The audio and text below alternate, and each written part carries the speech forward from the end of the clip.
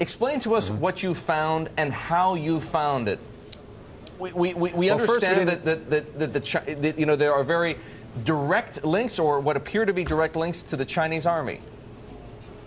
Yeah, there is. First, we didn't even try to focus on this. It just so happens over the last 7 years of responding to computer intrusions that the data took us right to the doorstep of Unit 61398. We did a dual-pronged investigation where we noticed that Unit 61398 happened to be in Shanghai. They recruited English-speaking people, and they did what we call computer network operations. In addition to that, we responded to intrusions at well over 100 companies, and all the electronic evidence brought us right to the doorstep of where this unit, where there's public information that says this unit happens to reside. So 7 years of studying this group, everything leads us right back to the doorstep of Unit 61398. So what do you do with this information? What is the next step? Well, at my point, you got to crawl, walk, and run. There are a whole bunch of companies that are currently compromised by this group. Mandiant released over 3,000 indicators of compromise, meaning we gave information to people so that they can do appropriate countermeasures and safeguards. We've got to get the cancer out of our networks first, and then we can have a more proactive stance and policy on cybersecurity. Kevin, I want to bring Richard into the conversation. Richard, based on what you know, how closely do Kevin's findings approximate what the U.S. government knows and believes to be the case? Very close. I mean, it really tracks quite well with what we believe is going on from China. And the essence of this network has been known at classified level for some time. This report provides a level of detail about it that had not been previously known. But it's a very consistent picture that's taken place since about 2008. And here's a question for both of you, and I'll begin with you, Richard. Why is it that the Chinese government can't cover its tracks better? Now, granted, Kevin said he spent 7 years studying this problem, but if the Chinese are able to break into the Department of Defense, shouldn't they be able to conceal their actions a little bit better? Well, there's a couple explanations. One is they may get better now that it's becoming so public how all this happens. But two, there's really no consequence. I mean, there's no penalty incurred by the Chinese government and the Chinese state as a result of this. So from one perspective, it's sort of why bother to try to cover your cracks when nothing happens? It's clearly sanctioned by the state. Well, Kevin, that certainly is a question for you about how you found this building and this place. We want to know a little bit more color and how difficult it was. Well, it wasn't like it was highly advertised. Basically, we found resumes and articles, and we had to piece together little crumbs that showed clearly that Unit 61398 existed and where the address was. And then we just found a picture of it and looked at the buildings. And one of the more stunning findings we found was an internal document that showed a telecommunications firm that was state-owned building the building actively for the defense or military unit called 61398. So we found a few crumbs, and they all led us to really just locating the location of this building. So, Richard, that clearly brings us to an obvious question.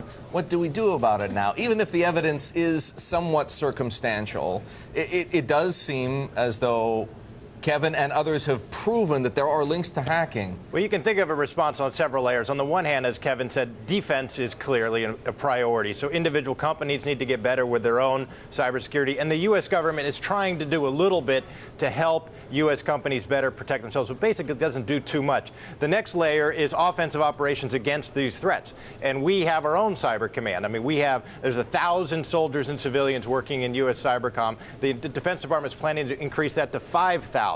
And then the final one is diplomacy. What do we talk about with the Chinese leadership? Here it hardly ever comes up. Why not get even more aggressive like that? I'm not trying to be a warmonger or even a cyber warmonger, but if what we believe is, or what we've read is true, and that the U.S. government or agents of the U.S. government are able to take out nuclear scientists in Iran, why shouldn't we be doing something akin to that in the case of cyber war? A couple issues. One is when you live in the glass house, don't throw stones. So we're among the most vulnerable to this, and we have something to lose. Second is we don't have a national industrial policy. It's not a matter of U.S. policy to help Boeing or Dow Chemical compete better in the global market, whereas for China, they do.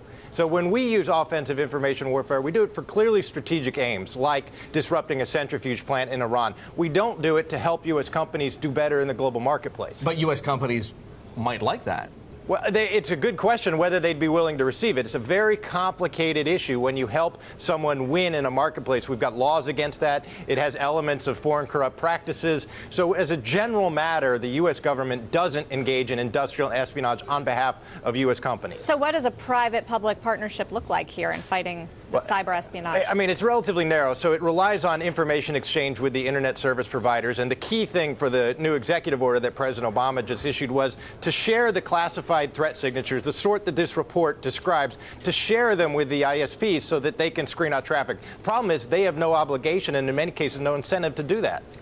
Kevin, I want to bring you back into the conversation for just a second. I know your expertise is not the national security response, but based on what you know, based on what you've been dealing with, is defense the only way to handle this? Or does one need to go on an offensive somehow in order to, to stop what's going on? Well, I think offense is a complex issue, and I'll tell you why. Right now, there's been rules of engagement that have been followed in these intrusions. So they've been unaggressive in destruction, but they have been stealing intellectual property. Right now, if we go offensive, who knows what will happen if we start poking the eye or poking somebody back. There are 1,000 companies that are pinned on their backs right now. They are actively compromised, and offensive operations may not have the results we hope they would have. Meaning, with 1,000 companies currently compromised, if we do something to provoke the folks that have hacked into us, that could be 1,000 companies that lose business operations in the next day should we change the rules of engagement. In short, it's an asymmetrical battlefield. We've got the intellectual property in the United States, and we're already compromised. Until we get the compromised off our networks, we're very vulnerable if we go offensive. Yeah, last word to you, Richard. It's a delicate dance. It is, and as Kevin said, we live in a glass house, and so we need to be careful when we throw stones. But we are throwing some stones, and we will keep doing it.